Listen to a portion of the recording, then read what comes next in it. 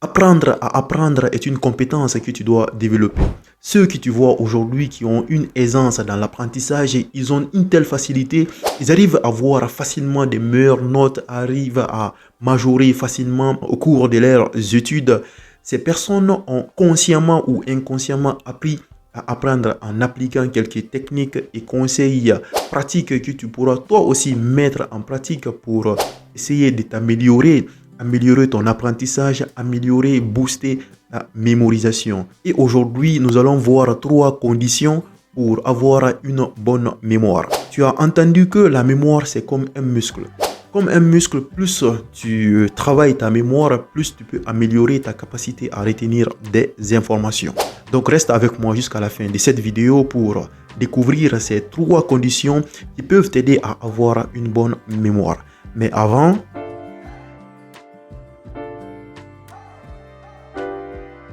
bienvenue sur la chaîne YouTube Dr Sidimé. Je m'appelle Sidimé et sur cette chaîne, nous parlons d'apprentissage, nous parlons de mémorisation et aussi pour les étudiants en médecine, nous allons aborder très prochainement des pathologies, la biologie, la physiologie en fonction de ce qui vous intéresse bien sûr. Et si tu n'es pas étudiant en médecine, tu peux quand même rester sur cette chaîne car nous parlons aussi de mémorisation, d'apprentissage, les techniques que tu pourras utiliser pour apprendre les leçons, les cours de ton domaine.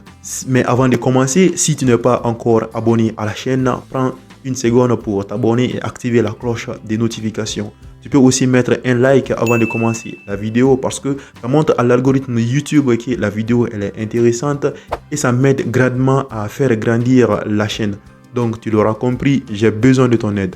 Sans plus tarder, la première condition pour avoir une bonne mémoire, d'abord, c'est désirer retenir l'information. Nous devons appuyer sur ce point parce que si ce point n'est pas rempli, il est presque impossible de retenir réellement toute information. Si tu as regardé ma dernière vidéo dans laquelle je parle des 4 erreurs à éviter pour avoir une bonne mémorisation et mieux apprendre, j'ai parlé au début de l'attention et le fait d'engager activement le cerveau.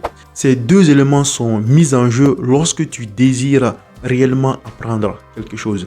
Je te donne un exemple. Au cours de mes études, j'ai été avec des amis qui ont considéré comme des cancres, des personnes qui ont des difficultés à apprendre. Mais ces personnes, est-ce qu'elles sont réellement bêtes ou bien elles sont réellement cancres? Parmi mes potes, il y avait des amis qui étaient tellement intéressés par les jeunes filles, les belles demoiselles. Donc, lorsqu'on marche dans le quartier, ses amis, lorsqu'ils voient des jeunes filles, ils veulent interagir avec elles. Et qu'est-ce que je remarquais? Chaque fois que ses amis partaient aborder une fille, ils retenaient toujours leur nom et leur numéro de téléphone. Et pourquoi ça?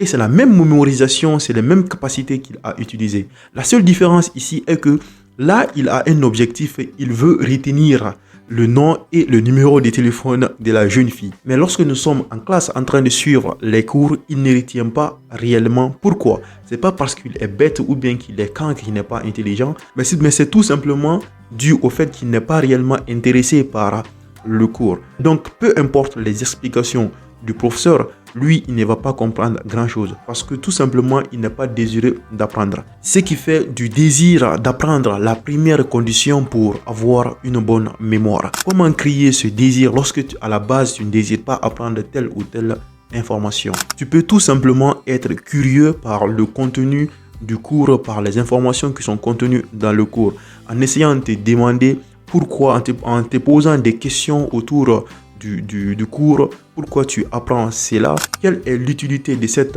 information ultérieurement dans ta carrière, dans ta profession.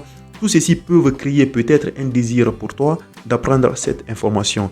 Si malgré tout cela, l'information ne t'intéresse pas, c'est que peut-être le domaine n'est pas fait pour toi, tu peux tout simplement changer. La deuxième condition pour avoir une très bonne mémoire, c'est de comprendre avant d'apprendre. Je me rappelle quand j'ai obtenu le BEPC pour rentrer au lycée, on m'a orienté en sciences expérimentales. Et moi, mes matières de prédilection, là où j'étais fort, c'était les sciences, les maths, les physiques et chimie. Et en sciences expérimentales, je dois ajouter la biologie, la géologie. Ces matières, il faut les retenir par cœur. et je n'étais pas assez fort dans ce domaine. Maintenant, ma clé, c'était quoi? Quand on expliquait la biologie ou la géologie, je faisais tout mon possible pour comprendre presque tous les cours à presque 90%. Donc, ce qui me facilitait ultérieurement la récitation des cours que je ne faisais presque pas parce que j'avais beaucoup de mal à retenir par cœur. Mais après avoir compris réellement toutes les questions qui vont me poser dans ces domaines, je les répondais facilement parce que j'avais compris. Donc ici, si tu veux réellement retenir les informations, il faut essayer de comprendre d'abord ce que tu veux apprendre et ensuite chercher à retenir par cœur. Tu verras que ce sera très facile pour toi. Les informations vont facilement te venir en mémoire au temps voulu. Maintenant, comment tu fais concrètement pour comprendre les notions, les informations? Il y a une technique qu'on appelle la technique que les journalistes utilisent, je pense qu'on appelle la technique des 5 W en anglais. C'est when, where, why, who et le how. En français, c'est le quoi, le qui, où, comment, le où. Donc ces différentes questions, tu les poses autour d'une thématique, autour d'une définition ou bien d'un processus. Tu cherches toutes ces informations, c'est ce qui vont te permettre de mieux comprendre le concept qu'on t'explique et ça va permettre aussi de créer un lien entre ce nouveau concept et ce que tu retenais et ce que tu connaissais avant. Les informations qui sont contenues dans ta mémoire à long terme, ça va faciliter la compréhension mais aussi la mémorisation. La troisième condition aujourd'hui pour améliorer, pour avoir une bonne mémoire, c'est le fait d'organiser, de structurer les différentes informations que tu veux retenir. Lorsque j'étais en 4e année de médecine en pédiatrie, il y a une pathologie chez l'enfant qu'on appelle la maladie de Kawasaki. Cette maladie, pour retenir son diagnostic, il faut chercher des critères. Il y a des critères qu'il faut rechercher. Et ces critères, pour les apprendre, j'ai créé un lien, je les ai organisés sur le corps. J'ai créé un lien entre ces différentes informations en imaginant ces différents signes sur le corps de l'enfant en partant du haut vers le bas. Ce qui m'a permis de retenir facilement ces informations. Ces informations, c'était sur le front de l'enfant. J'ai mis la main de la mère sur le front de l'enfant et ça me faisait penser à la fièvre prolongée. Ensuite, je regarde ses yeux, je vois une conjonctivite. Ensuite, je descends, je vois la bouche, je vois qu'il est rouge, je vois une anthème, le cou, je vois des adénopathies.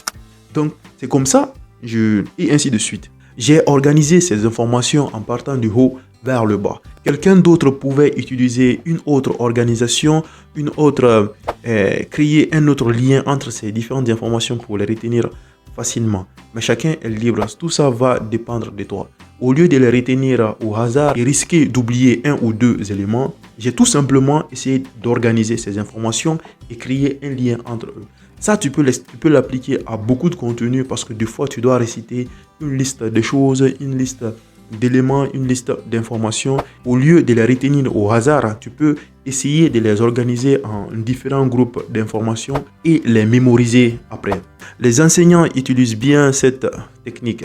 Pour faire un cours, ils font d'abord un plan. Tu vas avoir une vue d'ensemble de tout ce que tu vas apprendre. Et aussi, il y a un point, tu quittes un point pour aller à l'autre point, et ainsi de suite.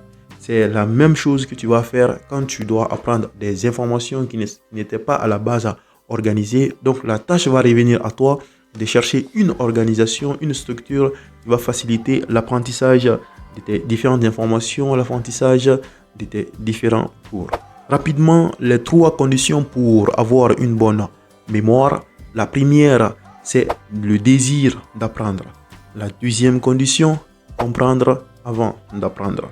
Et la troisième condition, c'est structurer, organiser tes différentes informations avant de les apprendre. Et on arrive à la fin de cette vidéo. Si elle t'a plu, bien sûr, mets le like. Si tu n'es pas encore abonné, abonne-toi. Tu peux aussi partager la vidéo à une personne à qui ce sera utile. Et je veux ton avis en commentaire sur tout ce que j'ai raconté dans cette vidéo. Est-ce que tu es d'accord ou tu n'es pas d'accord? Est-ce que tu peux ajouter sur tout ce que j'ai dit? Et moi, je te dis à la prochaine vidéo sur la chaîne YouTube Dr Sidimé.